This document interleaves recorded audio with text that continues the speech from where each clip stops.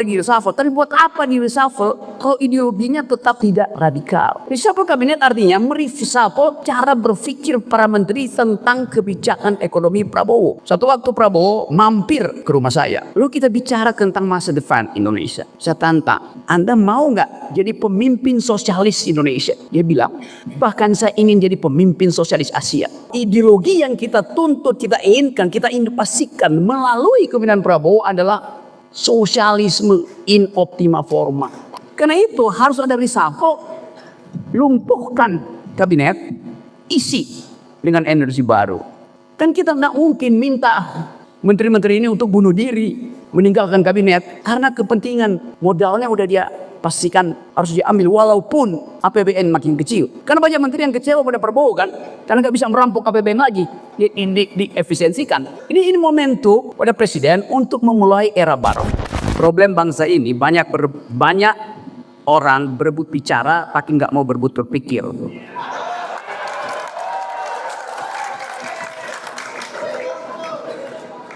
Ya dengerin gue ya. Saya mau serius bicara. Untuk sesuatu yang jadi akan pertaruhan sejak besok pagi. Kalau kita gagal mengucapkan dalil hari ini, nggak ada lagi pertemuan berikut para aktivis. Ini ukuran terakhir kita. Karena itu produksi pikiran, tunda kemarahan. Judulnya memperingati reformasi 1998 Sarasen aktivis. Judulnya udah salah. Yang kita perlukan adalah mengulangi reformasi, bukan memperingati.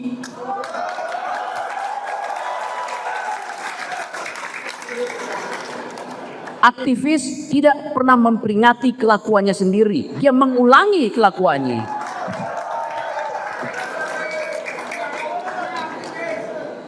Apa kelakuan kita di 98? Ya turun faso. Kita ulangi kelakuan itu hari ini.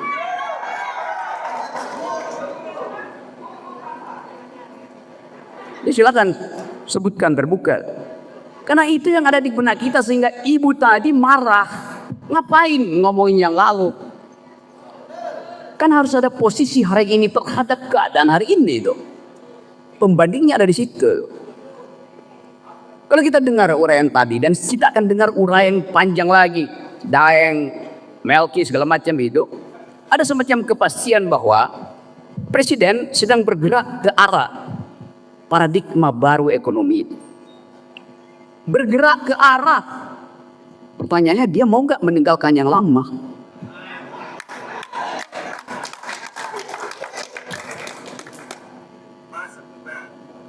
Robert menerangkan tentang there is no democracy without the right of nature. Hak pohon untuk berdiri tidak dijadikan pelet kayu oleh oligarki. Kita mau coba lihat itu. Kalau soal demokrasi ekonomi mengarah pada sosialisme, saya tanya sekarang, yang ngerti tentang apa ini sosialisme dalam pengertian akademis berapa orang? Termasuk yang ada di kabinet. Kalau itu tidak ada, maka tugas presiden adalah mengganti mereka yang do not speak socialism. Kan itu yang namanya perubahan paradigma tuh. Kita mau coba lihat itu hari ini. Coba kita bayangkan, kita bicara reformasi, tapi sebetulnya kata itu kata yang paling lemah yang pernah kita buat dalam sejarah politik Indonesia tuh. Di awal 97, 98, kata yang muncul di kalangan gerakan mahasiswa dari LBH, ITB, UI, UKI, tempatnya Eli, ISN, walaupun dia bukan belajar sosiologi, tapi kata yang muncul adalah revolusi, bukan reformasi. Tapi pada waktu itu kita gugup untuk pakai kata itu, karena soal itu kata kiri. Ya memang kata kiri. Tapi kenapa Prabowo sekarang hidup buruh internasionale? Itu kata yang maha kiri hari ini. Tidak ada lagi yang perlu kita khawatir. Apa akibatnya kalau kita tidak berpikir maksimal? Kita inginkan revolusi, tapi kita takut bahkan mengucapkannya di 98. Kalau kita cari cara, kita pakai istilah reformasi total sebagai pengganti dari revolusi. Padahal sebetulnya mental kita ingin revolusi. Revolusi artinya perubahan kualitatif. Dari satu rejim ke rejim lain, kualitasnya berubah. Reformasi itu perubahan kuantitatif. Yang berubah susunan manusia, bukan alam pikiran yang berubah. Jadi kesalahan epistemik pertama kita di 98 adalah takut mengucapkan revolusi, lalu mengganti kata yang lebih lembek, reformasi. Tapi supaya kelihatan radikal ditambahin reformasi total. Ngacoknya di situ. Bahkan tidak semua masih ke 98 mau pakai reformasi total. Teman-teman Fahri Hamzah curiga pada waktu itu. Kami curiga. Ini juga mengarah pada revolusi karena kekiri-kirian. Lalu mereka pakai istilah reformasi damai. Kita lihat banner di kepala itu. Reformasi total itu anak-anak KBU itu. Reformasi damai anak-anak PKS pada waktu itu. Yes, kami Yunto PKS. Ini saya mau terangkan genealogi itu yang menyebabkan kita ragu-ragu untuk menyebutkan bahwa kita harus dipimpin oleh satu ideologi, satu cara berpikir ideologis. Bahkan reformasi tidak berani diucapkan ketika udah dari reformasi. Diubah reformasi jadi restorasi. Yang kicap doang restorasi. Itu Nasib ambil risiko itu. Jadi kita tidak pernah berpindah dari rejim ke rejim berikutnya. Kalau kita bilang tentang transformasi demokrasi, transformasi itu adalah gerak keluar dari otoriter masuk ke demokrasi. Aja dua langkah, gerak keluar dari baru gerak masuk ke, itu namanya transformasi. Yang kita lakukan sekarang kita baru keluar dari takut masuk ke. Karena itu mesti ada koalisi. Isinya tukar tambah. Yang sebetulnya tidak diperlukan lagi ketika presiden terpilih. Dia bilang saya dikelola oleh rakyat. Koalisi itu cuma tiket saya. Saya mau ganti ideologi kabinet. Lalu ditanya, Golkar sosialisme apa tidak? PKS sosialistis apa tidak? PAN sosialis apa tidak? Jadi kalau Jokowi lagi. Kalau Prabowo menginginkan satu jenis transformasi baru, dia harus melengkapi infrastruktur politiknya dengan ideologi itu. Dasarnya kan? Ulang Kyoto Demokrat. Walaupun kalau saya tagih, apakah SBY menginginkan sosialisme? Belum tentu. Tapi pasti dia ingin yang diucapkan Pak Robert tadi, ada demokrasi baru yang menghargai lingkungan. Kan sekarang kita bicara soal itu. Kita tidak bicara lagi do you speak Dutch, do you speak English, French, do you speak environmental ethics, do you speak feminism. Kan itu yang kita perlukan hari ini kan. Sekarang kita tanya, Gibran, do you speak feminism? Do you speak environmental ethics? Wah. Apa tuh? Jadi sebelum moral kita dibuat keropos oleh keraguan-raguan kita pastikan dulu bahwa ada hal yang harus difinalkan. Bahwa kabinet boleh di reshuffle, tapi buat apa di reshuffle kalau ideologinya tetap tidak radikal? Reshuffle kabinet artinya mereshuffle cara berpikir para menteri tentang kebijakan ekonomi Prabowo. Saya sudah dengar sosialisme Prabowo bahkan 3-4 tahun, 5 tahun yang lalu. Satu waktu Prabowo mampir, saya bilang mampir ke rumah saya. Dia mampir, bukan saya yang ke rumahnya. Saya bertetangga 200 meter. Lalu kita bicara tentang masa depan Indonesia. Saya tantang. Anda mau nggak jadi pemimpin sosialis Indonesia? Dia bilang, bahkan saya ingin jadi pemimpin sosialis Asia.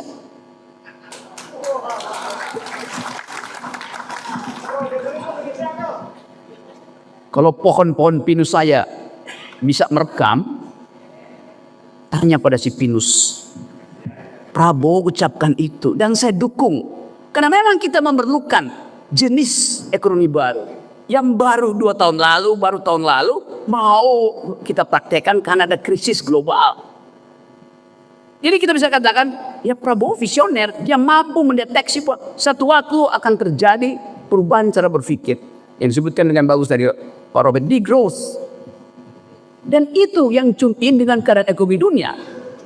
Pendiri Davos, itu markas kapitalisme dunia, yang setiap tahun berunding tentang bagaimana kapitalisme dipertahankan melalui World Economic Forum itu, akhirnya sadar bahwa kalau terus ada growth, maka bumi ini rusak. Baru kira dari dulu 2 tahun lalu, dia bicara begitu. Siapa pendirinya tuh? Klaus Schwab. Dia bicara begitu. Tokoh yang paling bertanggung jawab dan menginginkan dunia diatur oleh para kapitalis, akhirnya paham bahwa tidak mungkin pertumbuhan itu dimaksimalkan lagi. Daya dukung bumi selesai. Jadi soal-soal semacam ini mestinya dibicarakan di sidang kabinet. Apakah Sri Mulyani paham sosialisme? Pasti tidak. Saya berteman dengan Sri Mulyani. Tetapi dari segi cara berpikirnya pasti tidak. Siapa yang mau terangkan itu? Mereka yang pernah belajar secara akademis, secara metodologis tentang ide itu, bukan mereka yang sedang dengar retorika. Kiri. Dari kiri. Ya kiri tadi kelingking. Tidak ada kepalanya di situ. Jadi kita ingin ada satu kesempatan hari ini untuk menerangkan pada publik bahwa ideologi yang kita tuntut, kita inginkan, kita ingin pastikan melalui kepemimpinan Prabowo adalah sosialisme in optima forma. Kiri siapa? Kiri PRD? Bukan. Kiri PRD berakibat komisaris. Nggak ada soal. Sebagai momentum awal. Tetapi harus dituntun presiden dengan ide itu. Karena itu harus ada reshuffle, lumpuhkan kabinet, isi dengan energi baru. Itu dasarnya. Kan kita tidak mungkin minta menteri-menteri ini untuk bunuh diri, meninggalkan kabinet, karena kepentingan modalnya udah dia pastikan harus diambil walaupun APBN makin kecil. Karena banyak menteri yang kecewa pada Prabowo kan, karena nggak bisa merampok APBN lagi, diefisiensikan. Ini momentum pada presiden untuk memulai era baru. Ada Pak Dr. Hariman. Di dalam ilmu kedokteran, kalau satu sel rusak, maka sel itu oleh kekuatan naturalnya dia, atau kalau kita percaya Tuhan, oleh perintah Tuhan, dia akan bunuh diri sel itu supaya nggak merusak sel lain. Namanya apa Pak Hariman? Apoptosi, benar nggak? Anggut-anggut. Benar. Kalau sel gagal apoptosi, gagal bunuh diri, dia akan metastasi, merusak sel yang lain. Jadi mesti diamputasi supaya dia tidak metastasi. 3-4 menteri yang kawan kita gagal bunuh diri dan gak mau bunuh diri, kendati udah dipanggil kejaksaan. Kita dorong dia buat apoptosi. Kan itu memalukan gerakan reformasi. Mereka yang dari awal ingin menuntun reformasi dengan masuk ke dalam kabinet, akhirnya menjadi calok di situ. Itu serius saya mau terangkan ini. Jadi sekali lagi, ada kesempatan bagi kita untuk mengulangi energi reformasi. Kita ingin bukan memperingati reformasi, mengulangi reformasi. Kelakuan kita mesti tiba di situ. Jadi sekali lagi, kesempatan ini kita pakai justru untuk menghukum diri kita sendiri yang gagal apoptosi. Selebihnya adalah jumlah energi yang kita kumpulkan di ruangan ini nggak ada gunanya kalau tidak dituntun dengan energi ideologis. Jadi saya kenal, walaupun ya kita mau lihat impact dari serasian ini 2 minggu ke depan apa. Kalau serasian ini, Haris Moti tidak berani bicara dengan presiden bahwa hasil serasian adalah minta reshuffle dan isi kabinet dengan kaum sosialis. Gunanya. Jadi sebelum beban ini tiba pada Haris Moti, kita selesaikan di sini kok. Ada kesepakatan untuk menghukum mereka yang tak mampu berpikir sesuai dengan kapasitas berpikir presiden. Saya ucapkan itu dari sini. Inilah sesuatu yang bisa kita bawa pulang. Bikin apain di semua media bahasa bahwa hanya dengan mengubah cara berpikir kabinet dimungkinkan kita menemukan kembali Indonesia yang sosialistis.